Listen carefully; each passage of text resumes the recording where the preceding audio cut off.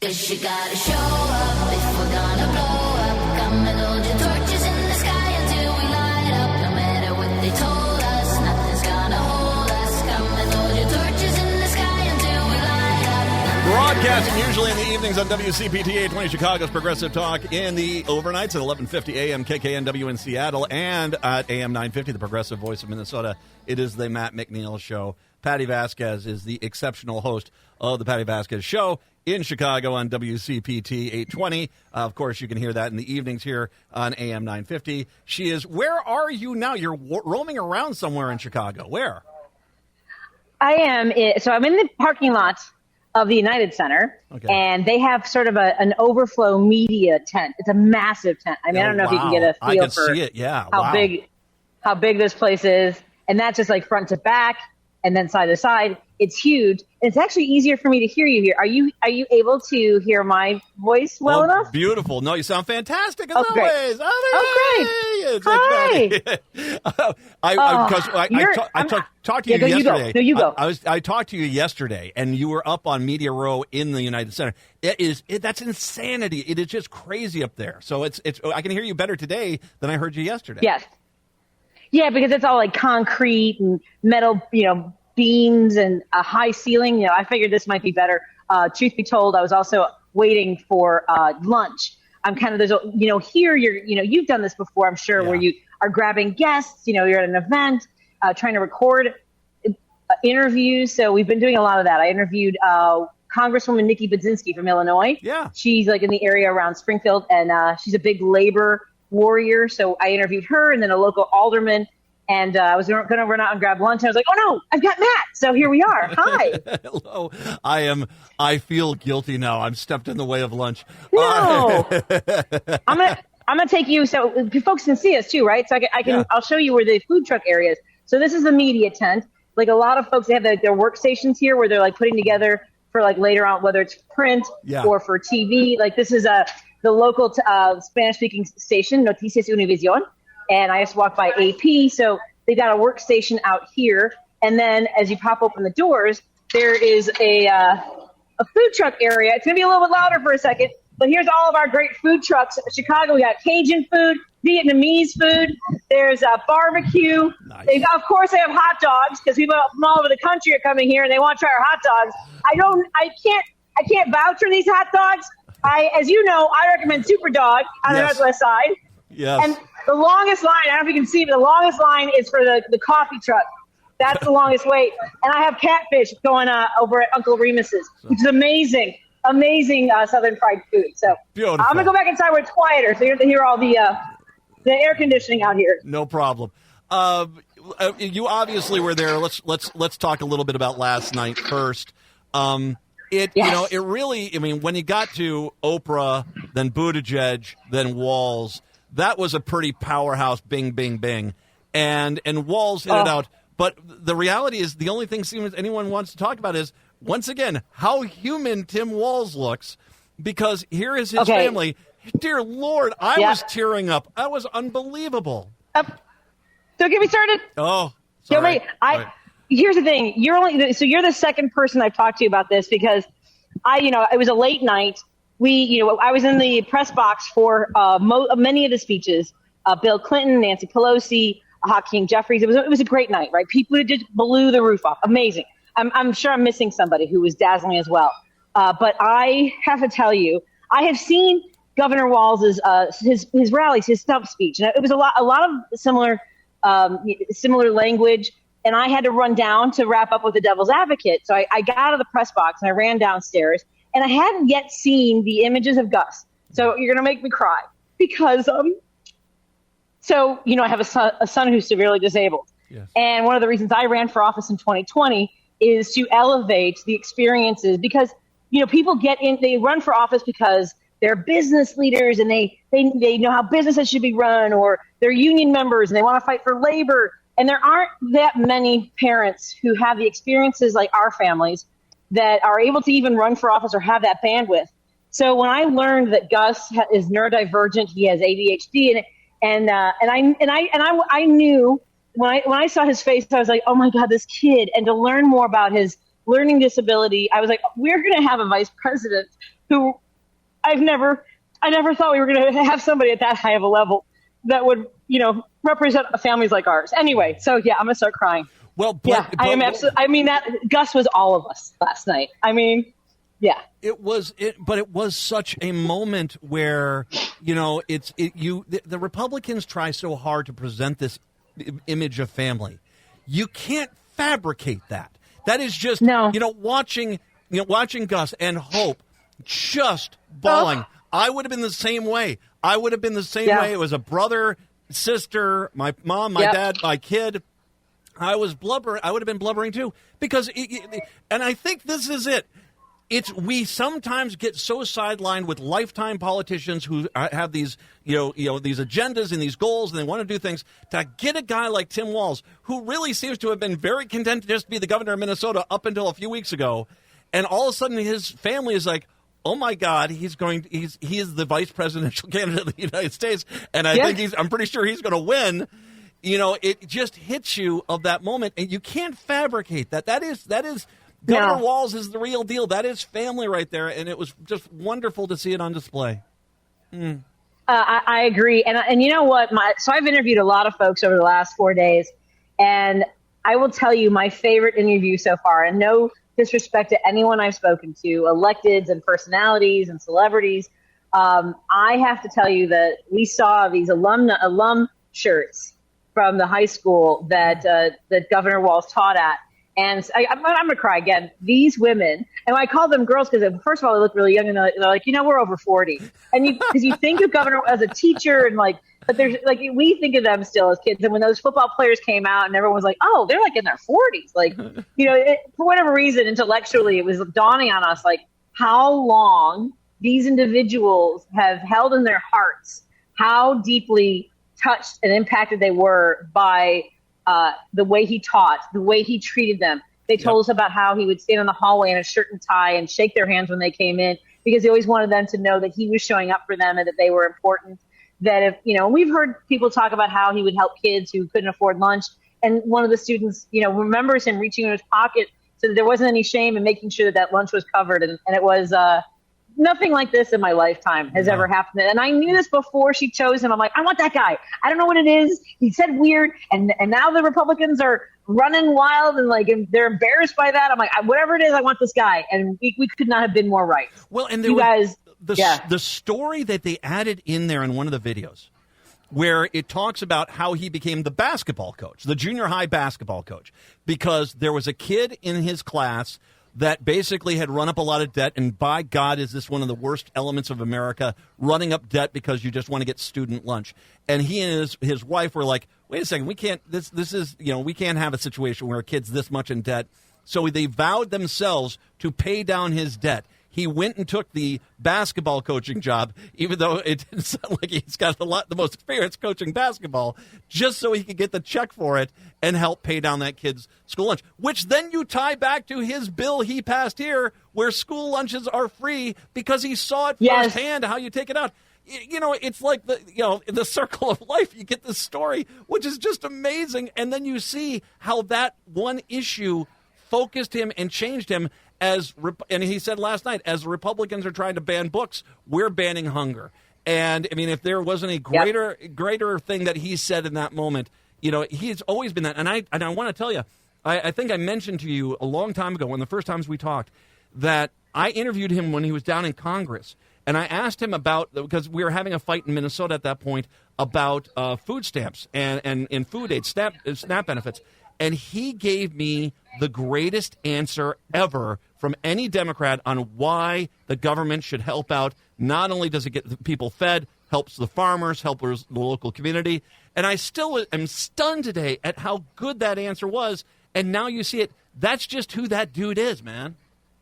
Yeah, I am. I was so happy to be in the arena to see everybody react the way they did. We collected a bunch of Coach Walz, those big signs that you saw. So we have a couple of those.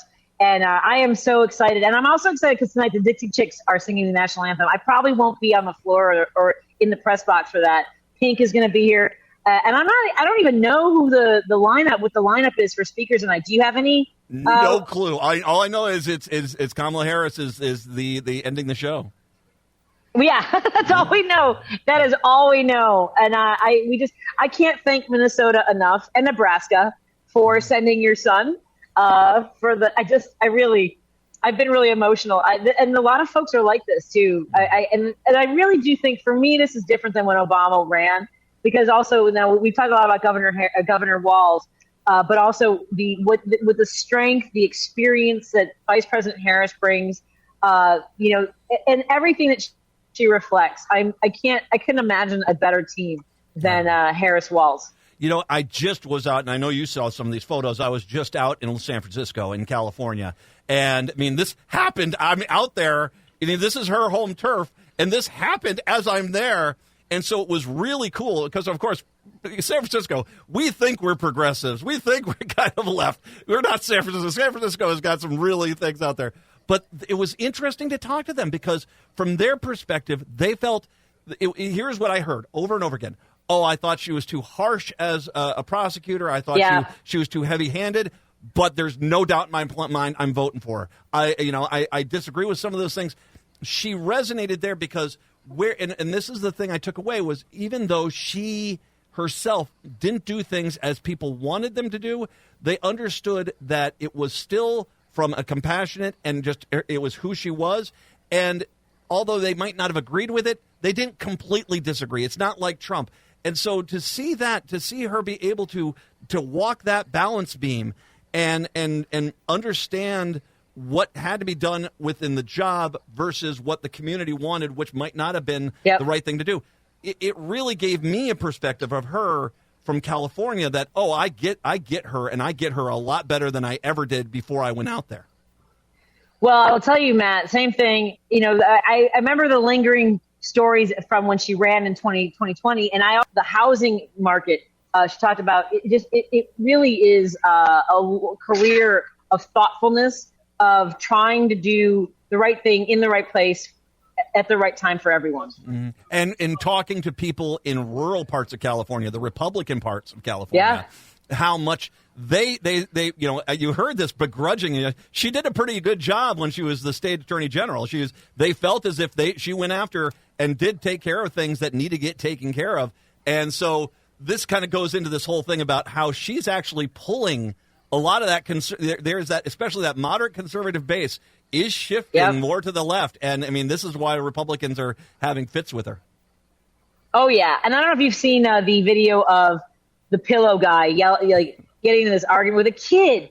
This is what they have really lowered themselves to, is arguing with a kid. And the thing is, I can't remember his name, but Lindell, he's Mike Lindell. No, the kid. The kid is apparently quite popular. But he was like, he kept asking him for a source, asking for a name. Lindell's like, well, there was one woman who ran, and the kid was like, name her. And he's like, well, no, someone I know. Name her. Name the person that you're talking about. Just like, and by the way, did you know you probably have talked about this? He shaved on his mustache to be incognito. No, you know what? Ugly is ugly, inside and out. You can't shave that off. You can't wash that off. It's right there. Yeah, well. Mike is just, dude, talk about football teams. You're a football team that lost a game 20 years ago, and you're still desperately trying to win it. That's all you are, Mike Lindell. And I have begged and pleaded with this guy, just apologize. You might be able to save your company. He's not listening to me. He's on his eternal quest for his mythical Sasquatch, and he still isn't convinced he saw one day, and it is kind of sad. Oh, for sure. Yeah, no doubt about that. Super sad. By the way, before I forget, there was a friend of mine who's a Marine, and he said that I did not know that the rank that Governor Walz achieved, only 1% of non-commissioned officers ever achieved. Yep. So, and he's a Marine, and he is spreading the word about veterans, military. Well, you were in the military, that you have a mission, and the mission here is to preserve democracy and get on this train. Yes. Let's take a quick break. When we come back, let's do some more preview of Kamala Harris. I got to run, Matt. I'm so sorry.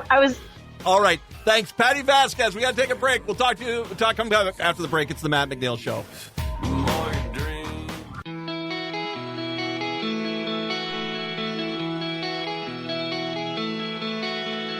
I wanna AM 950, the Progressive Voice of Minnesota, WCPP 820, Chicago's Progressive Talk, and 1150 AM KKNW in Seattle. It is the Matt McNeil Show. Patty is still there. You were kind Yes. of. I'm sorry, I did not see your note there, but we'll just make this real brief because I want to make sure. I juggled it. I texted somebody back. I left the studio. I came back to the studio. I think we're good. Hi. I'm yours. You gave me half hour last night. I'm not going to jip you. Oh no, I basically I adore you, and it's like I'll say this: my show's better when you're on. So it's stop! I've heard your show. It's not true. Oh no, you have, and you still stop. join me. I listen to your show. Stop. Okay, what were we talking about? We were talking about let's get into Harris tonight. I think that I think one of the things that was interesting earlier this week. And thank you, by the way. Earlier this week, when they did the Milwaukee thing, you kind of got a little preview of what was coming here. And, there's a bit of joy here. Trump is just quaking at the thought of this getting far more viewers than his God. And it's going to, just because it's building up. It's not just a convention. It is an event, as we talked about before. It's become an event. And this is, she's going to come on out. He says he's going to try to counterpoint her. The reality is I think he's realizing this is starting to become the swan song here. That this whole, the DNC, the way this thing whole played out, the break because of the Olympics, which wasn't anything planned, it happened. It's kind of set this up to where we're going into September. You got 2 months, and you're already going to be way behind by the time we get into early September. Yeah, I think that I'll tell you, I really wish I could have been in the arena the night that they were simulcasting the rally in Milwaukee, because apparently it was just masterful the way they did the count, and they cut back to Chicago and then cut back to them. I mean, like, he is losing his mind. I think that both President from former President Obama and President Clinton and Michelle Obama all captured it well about his pettiness, and you're seeing him like just spiral at these rallies that he's trying to do. And did you see like this manufactured emergency because he saw that, Vice President Harris was stopping to make sure someone was okay in the crowd, and he came off the stage to like try to from behind his bullet. And, like, here's a guy who's afraid for his life behind bulletproof glass, and he's like, stumbling down the stage to help somebody. Like, what's he going to do that the medics can't do? There's no medics there. There's nobody else that, nearby. The president. Okay, I got you. So I think moments like that show you how completely freaked out the Republicans are. And then J.D. Vance at like some donut counter acting all awkward. And I mean, they're like, once we called them weird, they got so much weirder, Matt. They do. They just are. Yes. No, and by the way, that was something Aaron Rupar, I kind of went back a little bit and forth about. It seems like there were some people there that's like, this does seem a little staged. All of a sudden he's, oh my God, I need to care for another human being. And right up the stage, it's just like, that's not, you're not on brand at this point. And the thing which is funny too is him now desperately, that it the people at the beginning of Les Mis trying to pull a ship out of port, the hundreds of people with ropes. That is what his handler crew looks like, trying to stop him from getting into these petty fights because they're just goading him, and he just cannot stop it. He's like, you're making me come out and attack you. You're making me come out. I'm usually the nicest guy in the room. Oh, please. It is by baiting him. They want me to talk about policy. Sir, talk about policy. They don't want... Don't have sir. I mean, what is happening? He is. It's hysterical. He is. He just doesn't know how to do it because it's because and this just politically, you and I just because we follow politics enough. The unforgivable thing for Republicans is the fact that it never crossed their mind. It would be anyone else but Biden, and the fact that even that she is the vice president. They had no game plan, nothing in place, no focus groups, no marketing, nothing. And they are trying to do this on the fly, and they can't figure out anything. This is I think they're realizing they're losing this, and they're starting to lose this badly. Yeah. Hey, sir, you're losing. I'm sure they're not telling him that. Well, and it's funny because at this convention, there's a large number of creators that are also, from various backgrounds. And but I heard one walking by me going, do you think that Trump has done enough to get the Gen Z voters? Because it's not just Democrats, and whether, there's different outlets. So this is a conservative Gen Zer who's like, do you think Trump's done enough to capture the Gen Z vote? Like, how? With what? Just being ridiculous? Being a circus sideshow? What? No, I don't think he's done anything to capture the Gen Zers. No, I thought if there ever was a poll that was broken that said he was up by 20 points with Gen Z, I said, there's not a chance in hell he's up with 20 points with Gen Z. No. I got 3 of them. None of them like him. And it is, once again, it is that celebrity event. Last night, Mark Hamill was there. And I love Mark Hamill. And here is Luke freaking Skywalker. And because it's become one of these events, I mean, you really are seeing the celebrities pour in, and it has become that event. I can only imagine the celebrities you're about to see tonight that are going to be in there because they all want to be there for this speech. Matt, I have to tell you, I did a show on Saturday for the Sexy Liberal Comedy Tour. I did a quick set at the top, and I walked in the green room, and I this is the sound I made. And Luke Skywalker was in the green room. I was like, what is happening? Yeah, sorry. Oh, that was a very cool, calm sound I made. Well, but I would be the same way. It's like, That was very classy. I was. Was he nice? Super nice. And he had 2 cute little dogs that he travels with, so that was fun. His wife and his daughter were with him, yeah. Wonderful. I saw the photos, by the way, at Sexy Liberal down there in Chicago. Fantastic. I'm glad you're doing that. Thank you so much for covering this. Let's have you back. If I can try to get you back here next week and we can kind of recap this before we get into Labor Day, I'd love to do that, okay? Would love to. Thank you for having me. And like I said before, thank you, Minnesota. And we owe Nebraska too. Your son is amazing. We love Governor Walz. Thank you. Patti Vasquez, once again, WCPT in Chicago, 8:20 down there in the evenings, 5 to 7 on the evenings here in Minneapolis, St. Paul. You should be listening to her. She is absolutely fantastic. Patti, as always, thank you. Love you, dear. Take care. Love you. Bye, everybody. Bye-bye. Patti Vasquez, my show is better. My show is better when Patti Vasquez is on my show. Absolutely. Absolutely. Ugh, love her. All right, I'm taking tomorrow off, so I'll talk to Chicago if you're listening there. At Seattle, I'll talk to you guys on Monday. Minneapolis, St. Paul, hour 2 up next.